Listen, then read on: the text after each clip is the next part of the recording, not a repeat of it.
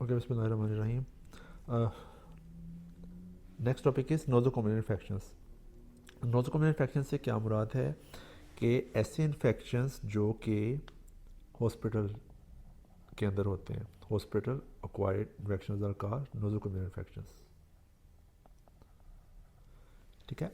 अच्छा, आपको पता है डेफिनेटली हॉस्पिटल में पेशेंट दाखिल होता है तो सिक होता है। यूजली हम एंटीबायोटिक्स यूज़ करते हैं, तो एंटीबायोटिक एसोसिएटेड डायरिया होगा पेशेंट को, तो अंडरलाइन काज इज़ क्लोस्ट्रीडियम डिफिसल। ये सूडोमोनास कोलाइटिस होता है पेशेंट को। ठीक है। सेकेंड इन्फेक्शन क्या हो सकता है? एस्पायरेशन, पेशेंट अनकॉन्शियस दाखिल है स्ट्रोक की वजह से, एनकेफ्लोपैथी की वजह से। देखो, उसको वॉमिटिंग हुई, वॉमिटिंग उसने एस्पायरेट कर ली, तो एस्पायरेशन के अंदर स्टमक के कंटेंट्स होंगे, मुंह के कंटेंट्स होंगे, तो मुंह के अंदर एनरोबिक बैक्टीरियाज होते हैं, ठीक है, ग्राम नेगेटिव बैक्टीरियाज होते हैं, इस वजह से मल्टीपल बैक्टीरियाज होंगे, पॉलीमाइक्रोबियल होगा। ठीक है। अच्छा, जो एस्पिरेशन है वो यूजली राइट लो लोब में होती है, राइट साइड पे लो लोब के अंदर होती है। ठीक है। अच्छा, अगर पेशेंट लेटा हुआ है तो राइट जो लो लोब के अंदर होगी, और अगर पेशेंट जो है वो बैठे बैठे एस्पिरेशन हुई है तो राइट मिडिल लोब के अंदर होगी। ठीक है। आपको पता है राइट लोब के जो right side of the lung होती है उसके तीन लोब्स होती हैं, अपर, मिडल और लोअर। अपर, मिडल और लोअर। ठीक है। तो अगर लेटे लेटे एस्पिरेशन हुई है, ये राइट साइड पे क्यों एस्पिरेशन होती है? क्योंकि आपका जो राइट साइड का मेजर ब्रोंकस होता है वो ज़्यादा एक्यूट होता है। इसके लेफ्ट साइड वाला जो मेजर ब्रोंकस है उसका एंगल देखें तो इतना है, इतना है, जबकि इसका देखें तो ये ऐसा है। तो चीज़ ने अगर जब यहाँ से एस्पायरेट होना है, यहाँ से कोई चीज़ आनी है, तो उसने सीधा ऐसे नीचे इस तरफ चले जाना है। ठीक है। तो राइट साइड का जो मेजर ब्रोंकस होता है वो ज़्यादा उब्लीक होता है, ज़्यादा टेढ़ा होता है, इस वजह से राइट साइड के ऊपर एस्पायरेशन ज़्यादा होती है। ठीक है। Next is decubitus ulcers, surgical wounds या ड्रेन्स के थ्रू। डिक्यूबिटल अल्सर से क्या मुराद है कि बेड सोर्स बन जाना पेशेंट को। जब कोई पेशेंट अनकॉन्शियस होगा, ज़्यादा लेटा रहेगा, तो उसको क्या होगा? बेड, जो कि स्किन इन्वायरमेंट है, तो स्किन के ऊपर कौन कौन से ऑर्गेनिज्म होते हैं? Staph aureus, staph epidermidis. तो हॉस्पिटल में रहते हुए एनरोब्स भी आ सकते हैं। ठीक है। जो स्टेफ फोरियस में सबसे मुसीबत वाली चीज़ है दैट इज़ MRSA। हॉस्पिटल्स का बहुत बड़ा मसला इज़ MRSA। आपको क्वेश्चन आता होता है कि MRSA की स्प्रेड की प्रिवेंशन का सबसे बेस्ट तरीका क्या है? तो दैट इज़ हैंड वॉशिंग। ठीक है। आपने बड़ी बहुत सी वीडियोस देखी होंगी एग्जामिनेशंस की, सबसे इंपॉर्टेंट काम क्या करते हैं? वो सैनिटाइज करते हैं, और दूसरा यह हैंड वॉशिंग को प्रमोट करते हैं। ठीक है। ये यानी कि एक पेशेंट आपने देखा है, तो एक पेशेंट देखने के बाद सेकंड पेशेंट आप जब देख रही हैं तो हमेशा हाथ धो के सेकंड पेशेंट की तरफ जाएं, क्योंकि अगर पहले पेशेंट को MRSA होगा तो वो आपके हाथों से जाके दूसरे पेशेंट पे ट्रांसमिट हो जाएगा। ठीक है। अब बेड सोर्स बनते कैसे हैं? प्रेशर पड़ने की वजह से एरिया सुरख होगा, टेंडनेस स्टार्ट होगी, वहाँ पे ज़ख़म बनेगा, ज़ख़म के बाद वो क्या होना शुरू हो जाएगा? डीप इन्फेक्टेड हो जाएगा। ठीक है। अच्छा, डेफिनेटली मेडिसिन देने के लिए IV लाइन लेनी पड़ती है, तो IV लाइन के थ्रू भी इन्फेक्शन वही वाले हैं जो स्किन वाले हैं, स्टेफ फोरिया, स्टेफ एपिडर्मिडस वगैरह। ठीक है। At the site of IV line patient को डली हुई है, तो उस एरिया पे हाथ पे डली हुई है तो हाथ सुरख होना शुरू हो जाएगा। इन्फेक्शन जहाँ पे लाइन डली हुई वहाँ पे आपको सुर्खी नज़र आना शुरू हो जाए, तो क्या हो रहा शुरू हो गया? पेशेंट को कैथेटर का इन्फेक्शन होना शुरू हो गया। ठीक है। अच्छा, पेशेंट को वेंट पे डाला हुआ है, उसके अपने मसले मसाइल हैं, तो वेंट के ऊपर भी बहुत ज़्यादा टेढ़े टेढ़े बैक्टीरिया आएंगे, स्पेशली सूडोमोनास, क्लेप्सियला, एसिनोबैक्टर, स्टेफ फोरियस, इकोलाइज भी आ जाते हैं। ठीक है। क्योंकि ETT डली हुई है पेशेंट को, तो ETT कहाँ पे जाएगी?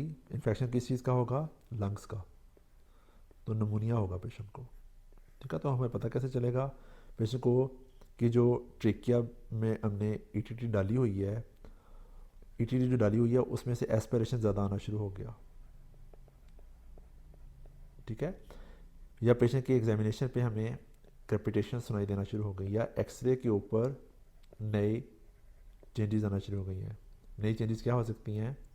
कंसोलिडेशन की फाइंडिंग्स आ सकती हैं, नई इन्फिल्ट्रेशंस नज़र आ सकती हैं। ठीक है, न्यू इन्फिल्ट्रेट्स ऑन एक्सरेज। ठीक है, तो इन सिनेरियो में कुछ भी दिया जा सकता है कि एस्पिरेशन ज़्यादा आना शुरू हो गया, कैपिटेशन नहीं सुनाई दे रही हैं, या नई इन्फिल्ट्रेशंस आ गई है। ठीक है, अच्छा आपको पता है डायलिसिस जो पेशेंट्स हैं वो कई दफ़ा ऐसे होता है कि डायलिसिस मशीन से इन्फेक्शन फैल जाता है। अगर पेशेंट की हमें स्क्रीनिंग सही पता ना हो तो हेपेटाइटिस बी और सी स्प्रेड कर सकता है थ्रू डायलिसिस मशीन्स। ठीक है, डायलिसिस मशीन में भी आपको पता है पेशेंट को ब्लड मशीन में पहुंचाने के लिए स्विच होते हैं ना, कैथेटर लगाते हैं। अच्छा, फिर जो पेशेंट हॉस्पिटल में दाखिल होते हैं उनको हम लोग फोलिस डालते हैं, तो फोलिस के थ्रू पेशेंट को यूटीआईज हो सकते हैं, प्रोटीएस, इकोलाई, क्लेप्सियला।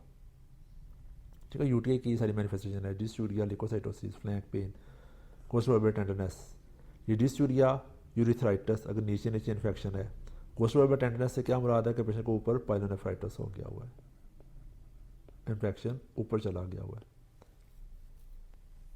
ठीक है, वाटर सोर्स से लेजिनेला, लेजिनेला जो है, लेजिनेला हमने बड़ी तफसील से पढ़ा था पीछे, लेजिनरी डिजीज़ करवाता है, इसके साथ हाइपोनेट्रीमिया एसोसिएटेड है, इसके साथ यूरिनरी एंटीजन से इसको डिटेक्ट करते हैं।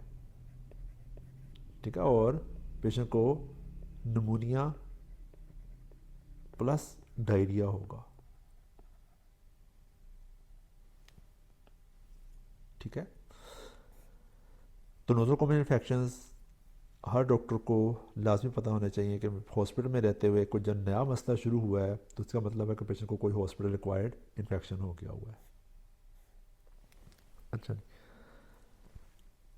Bugs affecting unvaccinated children, rash, वो जो बच्चे जिनकी हिस्ट्री में आप लोगों को आए कि वैक्सीनेशन की हिस्ट्री का नहीं पता, तो रुबेला, मीज़ल्स, ये रैश की सूरत में आएंगे। रुबेला हेड से शुरू होती है, ट्रंक की तरफ जाती है, ये भी हेड से शुरू होती है, टंग की तरफ जाती है। इसके साथ रुबेला के साथ लिम्फ नोड इन्लार्जमेंट है, जबकि इसके साथ आपकी आई और ओरल मिकोजा में कॉप्लिक स्पॉट्स। ठीक है, मीजल्स को रुबेला से डिफ्रेंशिएट कैसे करते हैं? कॉप्लिक स्पॉट से। अच्छा, पेशेंट को मेनिंजाइटिस हो गया, मेनिंजाइटिस की मैनिफेस्टेशन कैसे होगी? फीवर, हेडेक, नेक स्टिफनेस के साथ पेशेंट आएगा, उससे एच इन्फ्लुएंजा बी एसोसिएटेड है। अगर मेनिंजाइटिस हुआ था, मेनिंजाइटिस के बाद लेग वीकनेस हो गई है, तो दैट इज़ पोलियो वायरस। तो पोलियो वायरस पाकिस्तान में, अफ़गानिस्तान में, थोड़े से मुल्कों में रह गया हुआ है, बाकी दुनिया से ये वैक्सीनेशन करके ये इरेडिकेशन हो चुकी हुई है इसकी। ठीक है, ट्रॉमा की हिस्ट्री है, वोंड की हिस्ट्री है, वोंड इन्फेक्शन की हिस्ट्री है, और वोंड पे लगाने के बाद हमने एंटी टेटनस टॉक्साइड नहीं लगाया या पेशेंट की हिस्ट्री नहीं है टॉक्साइड लेने की, वैक्सीनेशन की, तो उसको क्या होगा? टेटनस हो जाएगा। ठीक है, तो टेटनस की मैनिफेस्टेशन आपको पता है क्या है? सारे मसल्स की कॉन्ट्रैक्शन हो जाती है, सारे मसल्स स्पेज़म में चले जाते हैं। ठीक है, तो लॉकजा होगा, मुंह नहीं खुलेगा, बैक टेढ़ी हो जाएगी, उसको ओपिस्टोडोनस कहते हैं। तो अंडरलाइंग ऑर्गेनिज्म इज क्लोस्ट्रीडियम टेटनाई। ठीक है, अच्छा, एपिग्लोटाइटिस बहुत फेवरेट क्वेश्चन है, स्पेशली यूएसएमएलईज का, कि आपका जो थ्रोट है इसके अंदर एपिग्लोटिस की इन्फ्लेमेशन हो गई। जब एपिग्लोटिस की इन्फ्लेमेशन होगी तो पेशेंट डिस्फेजिया होगा, और कुछ देर बाद उसको क्या हो सकता है? आपकी एपिग्लोटिस आगे कहाँ जाती है? ट्रेकिया में, तो ट्रेकिया से क्या होगा? एयर अंदर नहीं जाएगी। जब रास्ता बंद होना शुरू होगा तो पेशेंट को एयर नहीं अंदर जाएगी, एयर नहीं अंदर जाएगी तो सांस लेना मुश्किल होता चला जाएगा, डिफ़िकल्टी इन ब्रीथिंग। ठीक है, तो ये एक मेडिकल इमरजेंसी है, epiglottitis is an medical emergency. तो रैपिडली ट्रीट करना बहुत ज़रूरी है। ठीक है। परटूसिस के साथ वूपिंग कफ, कुत्ता खांसी जिसको हमने पढ़ा था, बॉडी डेवलप परटूसिस के साथ एसोसिएटेड है। फ्रिंजाइटिस, फ्रिंजाइटिस के साथ क्रोनिक डिफ्थीरिया आई। ठीक है। डिफ्थीरिया भी जो है ना, एक एनएलई स्टेप 2 का यूएसएमएलई का बहुत इंपॉर्टेंट टॉपिक है। ठीक है। इसमें इसको याद रखने का तरीका है, इसमें ग्रेस मेम्ब्रेन बनती है। ठीक है। इसके साथ पेशेंट को हार्ट डिजीज़ हो सकती है, और जब लंबा चलेगा तो क्या होगा, आपका जो गला है वो बंद होना शुरू होगा, तो डिफ़िकल्टी इन ब्रीदिंग भी हो सकती है, इन ब्रीदिंग। ठीक है। अच्छा, सिनेरियोस के अंदर कुछ चीज़ें हैं जिनसे आप पहचान सकते हैं कि ये एक सिनेरियो में चीज़ दी हुई है, तो अंडरलाइंग ऑर्गेनिज्म क्या होगा। अगर पेशेंट की स्प्लीनेक्टमी हुई है, तो आपको पता है स्प्लीन का काम होता है, स्प्लीन बॉडी का मेन फिल्टर है। बॉडी के अंदर कोई भी इन्फेक्शन होगा और स्प्लीन से होकर गुजरेगा। तो स्पेशली जो एनकैप्सुलेटेड ऑर्गेनिजम्स होते हैं, उनके ख़िलाफ़ स्प्लीन सबसे ज़्यादा काम करती है। जब स्प्लीन नहीं होगी तो सबसे ज़्यादा इन्फेक्शंस एनकैप्सुलेटेड बैक्टीरियाज के साथ होंगे, स्पेशली स्ट्रेप्टोमोनी, एच इन्फ्लुएंजा और नेस्टीरिया मेनिंजाइटिस के साथ। इस वजह से जब किसी पेशेंट की स्प्लीनेक्टमी होनी होती है, उसको हम इन ऑर्गेनिजम्स के ख़िलाफ़ वैक्सीनेट करते हैं। ठीक है। अच्छा, स्प्लीनेक्टमी के साथ पेशेंट को साल्मोनेला ऑस्टियोमाइलिटिस भी हो जाता है, ये भी हमने पीछे पढ़ा था। ठीक है। अच्छा, सल्फर ग्रेन्यूल्स का लफ्ज़ आए, एक्टिनोमाइसिस, ये मुंह के अंदर इन्फेक्शन होता है, दांतों के अंदर इन्फेक्शन होता है, साइनसिस के अंदर इन्फेक्शन होता है। सीजीडी इम्यूनोडेफिशिएंसी स्टेट्स है, तो इसके अंदर स्टेप फोरियस होगा। करंट जेली स्पिरिचुअल में जो एसोसिएशन होती है क्लेप्सियला के साथ, सी के क्लेप्सियला, या नमूनिया के साथ मैनिफेस्टेशन है। नमूनिया है पेशेंट को और साथ करंट जेली स्पुटम आ रहा है, तो क्लेप्सियला। ये इन लफ्ज़ को रटा लगाना पड़ेगा, इसका कोई और आसान तरीका है नहीं। अच्छा, डॉग और कैट बाइट के साथ पास्चुरोला मल्टीकोडा, फिक्शनल पालसी की लाइम्स डिजीज़ के साथ बुरीलिया बर्जोफिराई ऑर्गेनिज्म है। Human bites are very dangerous. ठीक है। ये उनके साथ पेशेंट के जो कि दंदी काटी हुई है, तो दंदी के ओरल जो है वो ऑर्गेनिजम्स आएंगे, तो ओरल फ्लोरा होगा, तो मुंह के अंदर एनोरोब्स होते हैं, एक्नेला, किंगेला, फ्यूजोबैक्टीरियम वगैरह, पेप्टोबैक्टर, फ्यूजोबैक्टीरियम, तो एनोरोब्स होते हैं। ये सारे क्या हैं? एनोरोब्स। न्यूट्रोपिनिक पेशेंट्स जिनके अंदर WBCs लेस दैन 500 हैं, लेस दैन 500 WBCs को हम कहते हैं न्यूट्रोपीनिया। नॉर्मली कितने होते हैं? 4000 टू 11000 तक होते हैं WBCs। लेस दैन 500 WBC हम कहते हैं न्यूट्रोपीनिया। आपको पता है न्यूट्रोफिल्स जो होते हैं हमारी बॉडी के मेन फोर्स है। न्यूट्रोफिल्स ही नहीं होंगे तो ऐसे इन्फेक्शन होंगे जो नॉर्मली इफेक्ट नहीं करते। कैंडिडा, एस्पेजिलस नॉर्मल इफेक्ट नहीं करते, पेशेंट की जब इम्यूनिटी डिक्रीज होगी उस वक्त इफेक्ट करेंगे। ठीक है। ऑर्गन ट्रांसप्लांट वाला पेशेंट भी आपको पता है क्या होता है? इम्यूनो कम्प्रोमाइज़ होता है, उसको हम लोग ऐसी दवाइयाँ दे रहे होते हैं कि जो पेशेंट को कि इम्यून सिस्टम को स्प्रेस कर रही होती हैं, इम्यूनो स्प्रेसेंट्स दे रहे होते हैं, तो CMV। ऑर्गन ट्रांसप्लांट वाले पेशेंट को सारे वो वाली चीज़ें हो सकती हैं जो सारी HIV वाले पेशेंट्स को हो सकती हैं। क्रिप्टोकोकस, टोक्सोप्लाज्मा, निमोसिस्टिस कार्नाई, सारे वो इन्फेक्शन हो सकते हैं। PS पॉजिटिव का लफ्ज़ आए तो ट्रोफिरामा विप्लाई, पीड्स के अंदर H इन्फ्लुएंजा स्पेशली एपिग्लोटाइटस, नमूनिया या सिस्टिक फाइब्रोसिस या बर्न पेशेंट सूडोमोनास, ये बहुत इंपॉर्टेंट है। ठीक है। जो भी क्रोनिक इन्फेक्शन चलेगा, लंबा चलेगा, वहाँ पे सूडोमोनास का लफ्ज़ आएगा। सूडोमोनास का पेशेंट, बर्न का पेशेंट है, हमने क्या याद किया था, उसको क्या होना शुरू हो जाएगा? ग्रीन कलर की पास होना शुरू हो जाएगी, ग्रीन कलर उसकी स्क्रीशंस का ग्रीन कलर हो जाएगा। ठीक है। सिस्टिक फाइब्रोसिस का सिनेरियो कैसे आता है कि बच्चा या बचपन से बीमार आता है, बार बार उस पर चेस्ट इन्फेक्शन होते हैं।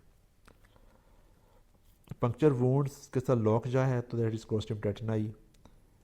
पास एम्पाइमा एब्सेसिस हैं, एब्सेसिस बनाता है स्टेप 4 इयर्स, क्योंकि कैटालेज एंजाइम होता है इसके अंदर। कैटालेज मीन्स तोड़ता चला जाता है। Hands and feet Coxsackie A virus, ठीक है। रैश है जो कि आपके हाथों और पाँव के ऊपर है, कोक्साकाई सिफिलिस के अंदर भी हो सकती है। जैसे मेरे को मैकुलोपेपुलर रैश होती है, बेसिकली ये कौन कौन किस में होती है, सेकेंडरी सिफिलिस के अंदर होती है, सेकेंडरी सिफिलिस के अंदर होती है। अच्छा, meningitis in newborn group B streptococci, sinus infections mucor, surgical wound staph aureus और ट्रोमेटिक ओपन वुंड उसके साथ क्लोस्ट्रीडियम परफरेंजिस। ठीक है, तो ये हिंट्स हैं कि सिनेरियो के अंदर ये वाली चीज़ दी हो तो कौन सा ऑर्गेनिज्म हो सकता है। टेबल के अंदर से बहुत ज़्यादा एमसीक्यूज बन सकते हैं, तो ये बेसिकली एक रिवीजन के लिए बहुत अच्छा टेबल है।